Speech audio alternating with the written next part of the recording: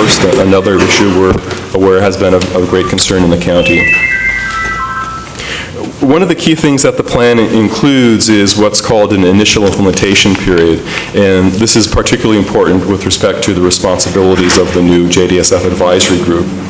And this initial implementation period will provide up to 3 years for the new advisory group to do a detailed review of the new forest plan and provide recommendations back to the department and the board as to any changes they think might be appropriate to that plan in terms of the silvicultural activities, the forest structure goals, recreation, et cetera, on the forest.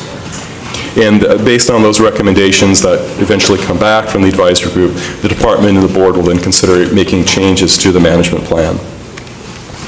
During the initial implementation period, there are some additional restrictions placed on harvesting in order not to make more significant changes in the forest that might foreclose potential changes in future management opportunities. And these restrictions include not allowing any even age management and just using very light touch thinning, and single tree selection and cluster selection harvesting methods only. Harvesting, limiting the amount of stands that can be removed to no more than 30% of the tree's basal area, and also having a goal of maintaining or increasing the average diameter in stands. I want to talk in a little bit more detail about the new advisory group that's been formed. The new advisory group is a joint department and board entity.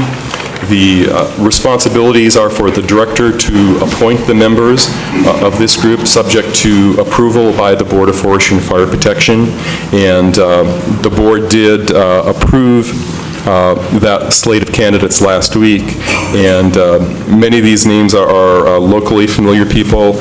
I'll just read through them quickly for people in the audience who may not have the list. Mike Anderson, a local logger. Kathy Bailey, longtime forest activist with the Sierra Club. Peter Broderick, who's retired locally from the Department of Parks and Recreation. Linwood Gill, a registered professional forester who works a lot with small landowners in redwood country. John Helms, the professor of silviculture emeritus from UC Berkeley. Mike Janai with Mendocino Redwood Company. Mike LaCourie, who's a forest hydrologist out of Santa Rosa. And one of the things that's interesting about Mike's background is he has a lot of experience dealing with controversial forestry issues up in the state of Washington. So I think he's going to bring a lot of valuable experience with him to Mendocino County. Jerry Mello, currently on the Fort Bragg City Council, also a registered professional forester. Dan Porter, who's an ecologist with Save the Redwoods League. Linda Perkins, a local environmental activist. Vince Taylor, another local environmental activist. Forrest Tilley, a small forest landowner, RPF, former manager of Jackson Demonstration State Forest.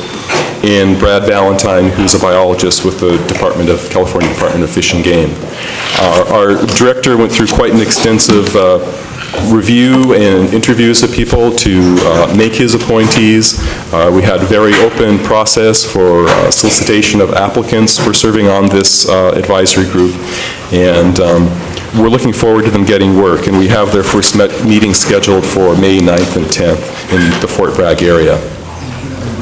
I think what's important, we put a lot of work into developing the charter for this body. I think that's going to be very important in terms of the specific work that it lays out for the advisory group. And it also directs them to, as much as possible, try to use a consensus process to make their recommendations and develop their recommendations. None of us here, we're all here very familiar with the level of contention that forest management has had in Mendocino County, and we're hopeful that the consensus process will provide a healthy opportunity for discussion and resolution for some of those conflicts, particularly in the way that they have played out in the management of JDSF. So that's what we are up to, and we are moving forward with work to complete timber harvesting plans so that we can start to get operations back in business on JDSF. We've been pushed strongly, encouraged very strongly by the Board of Forestry and Fire Protection, by the Mendocino Forest Working Group that provided a lot of input to us in the development of the new management plan, that there's a lot of interest and support in getting JDSF back to active management. So we're working hard to try to get there. That's my overview. We'd be happy to answer any questions if there are any. Supervisor Delaware.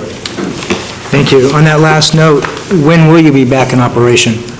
We're hoping we will have at least one harvesting plan in action late in this operating season, giving the process elements we have to hit with completion of harvesting plans, review of harvesting plans, contracting processes. It's going to be pretty tight. We're not 100% sure we're going to make it, but we're pushing hard to get there. Now, there were some already approved that were on hold, and I thought, at least to some degree, some of those were going to be allowed to move forward. Is that inclusive of what you were just talking about, or is that? Those, we are still in discussion. There are some litigation issues around those that we're still working to resolve. We are hopeful to move forward with some harvesting on those. There's some potential some of that might occur this year, as well as some next year on those two plans. But there's still a lot of negotiations going on between the parties involved. So the other plan you just referred to is in addition to those two? Yes. Okay. Well, obviously, I believe it's an interest of this county and to the forest to get moving on this as quickly as possible. It's been one of my criticisms of this process is it's going year after year after year without any activity, and we're starting to see the dire impacts of that in this county. And it cannot continue. Yes. Thank you. Thank you, Supervisor. Supervisor Pinches. First of all, I'd like to read this. It says, California now imports over 70% of its forest products from other states and regions in the world where environmental protection levels on forest land are often below those of the state. In other words, the state of California's position is as long as we get the wood from someplace else, we don't really care if there's any level of environmental protection. I think that's poor policy.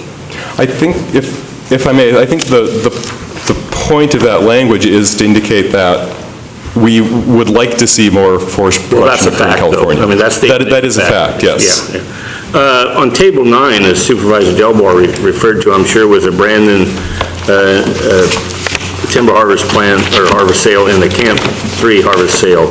It's under enjoined harvest is subject to legal and contract resolution. So what you're saying, outside of these two harvest plans that were approved, and actually they were put out on the open market, and bids and deposits were put up, and those sales were sold. You have one other harvest plan that may start this year? Yes. Just as a comment, I just think it's poor policy for the Jackson State Forest or the Cal Fire Division of Forestry, whatever their new name is nowadays, to basically go through all this process and everything and get sales to the point to where they're put out on the open market for bid, and companies come and bid on them and have planning, and all of a sudden everything's held up in court. And if you read this, you know, the court stipulation says the THPs are operated will be determined through negotiations among signatories of the stipulated agreement and the timber sale contract holders. In other words, all the environmental process and everything, the whole process to getting these harvest plans to the point of the sale and to put them out there where companies bid on them, and hopefully they're going to get the wood to create jobs and create their products. That's all out the window now. Now we got to wait and see what the court says. It's kind of like maybe we should just start with the court process and see what the court will allow us to do before we move forward and spend the money on the THP process.